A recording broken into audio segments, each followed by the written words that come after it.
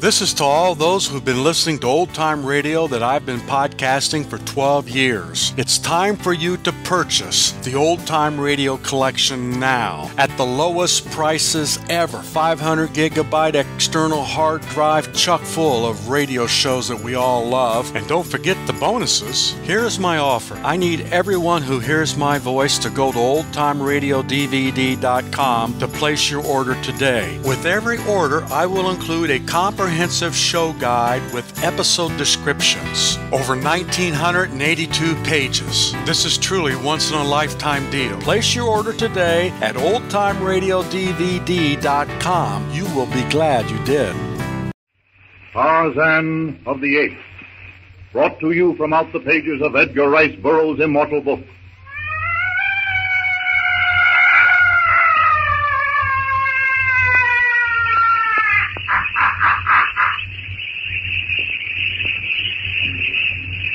The jungle is uneasy.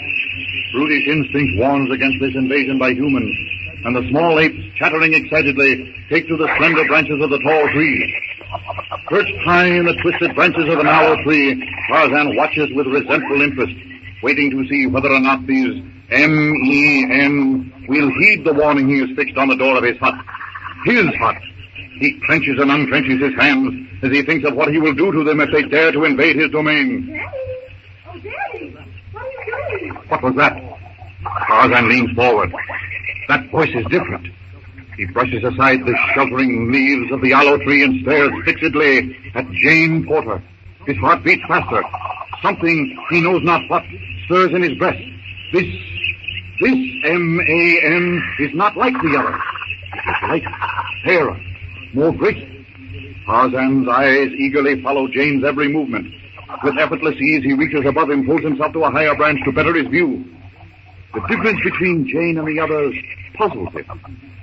Instinctively, he feels it, racks his brain seeking a comparison. Lithe, graceful, like Sabor the lioness, compared to Numa, her lord and master. More like the she's of Mongo's village, where he gets his arrow. And he touches the quiver on his back that reminds him he will have to go there again soon. Brave the horrors of that cannibal kraal and plunder the chief's hut for a fresh supply. He looks again at Jane. That must be it. This M.A.N. must be a S.H.E. All the resentment against the invasion of his home falls away from Tarzan. If she is to use his hut, then they can all use it unmolested. Tarzan reaches out, grasps the tough stem of a giant ivy vine, and with scarcely the disturbance of a leaf, drops rapidly hand over hand to the spongy moss floor of the jungle carpet. Moving the tall grasses and shrub plants, he skirts the clearing about the hut. With the caution born of the jungle, silently, stealthily, Tarzan creeps toward the approaching party. Well, those blighters seem to have stopped firing. Yes. I'm glad, too. It's frightfully annoying. I suppose the next thing to do is to get ourselves out of sight of those pirates and make preparations to defend our lives if they come ashore. Hadn't we better get this stuff out of the boat and take it somewhere? May I make a suggestion? Oh, naturally. Since Mr. Clayton here is an army man, and we seem to be embarked on a sort of Robinson Crusoe or a Swiss Family Robinson affair, I would humbly suggest that Mr. Clayton be appointed head of the party. Well, now, I feel that I'm not motion. Harry, Clayton, now you must assume the responsibility. I'm in favor of it. It'll leave me to pursue my archaeological investigation unhampered by petty details. But I am much more interested in something to eat just at present. Well, then I say, let us eat. Cecil, you're a man after my own heart. He may be a man after your heart, but he's the man Shakespeare must have had in mind when he said, "Let good digestion wait on appetite." I'm as hungry as a bear. Well, then, here is a can of beans. Oh, horrors. Does the first meal have to be beans? Well, here is some canned sausage. Oh, and some hard biscuits. A meal for a king. I'm really quite hungry myself. Cecil, open this can for me, will you please? Certainly. And I think if we use water from one bottle at a time, we can keep track of our supply more easily. Your glass, Professor? My glass? This tin mug. Thank you, Clayton. Thank you.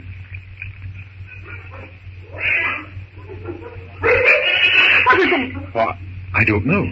It might be anything. Move sticks. Move sticks. What's wrong, Daddy? Yes. What's wrong, eh? What's that, my I dear? asked you what you were annoyed about. Oh, yes. I've mislaid one of my books.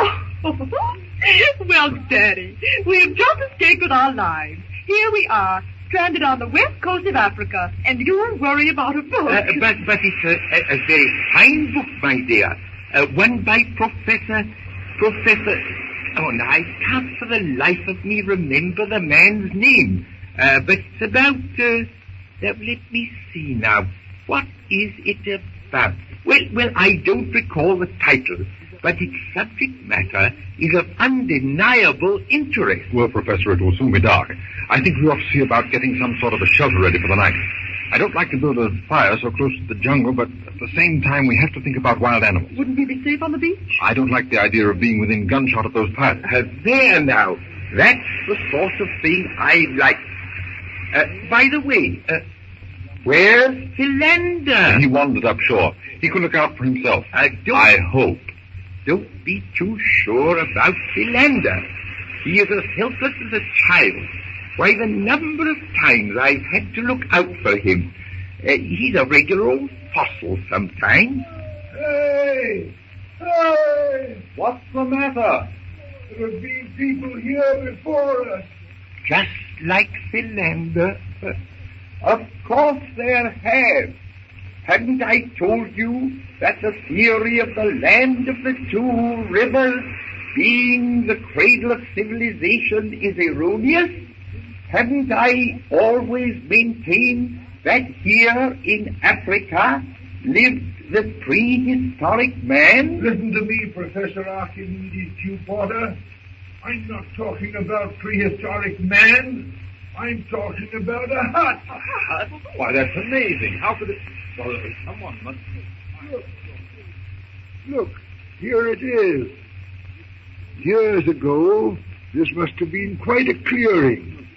Say, there's a notice on the door. This solves our difficulties for the night, anyway. What does the notice say? Don't touch it, Philander. It may prove to be a very valuable document. It is a very valuable warning if it's true. Listen. This is the home of Tarzan, the killer of many beasts. Do not harm the things that are Tarzan's. Tarzan watches, and it's signed Tarzan of the Apes. What can it mean? I don't know, but it's obviously many years since the cabin was built. But that warning is recent. See, it is not even faded. Why, Professor, the paper's yellowed with age. Bother the paper, the writing. I mean the printing is fresh. There doesn't seem to be anybody inside. Then I suggest that we all take possession. I agree, Professor. In just a few minutes it will be dark. We ought to get as much of our gear up from the boat as possible. Oh, I'm so thrilled. Let's go in.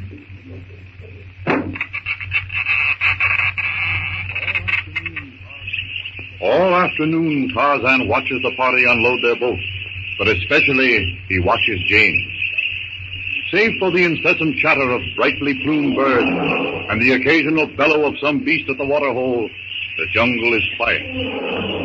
The slanting rays of the dying sun, as it sinks into the foam-flecked waters of the Atlantic, lights the depths of the jungle with a ruddy glow, while high overhead, the locked branches of giant trees, like the apse of some vaulted cathedral, are lost in purple shadow. The jungle twilight is short-lived. In one last blaze of light, the sun dips over the rim of the world. Night falls swiftly on the primeval forest.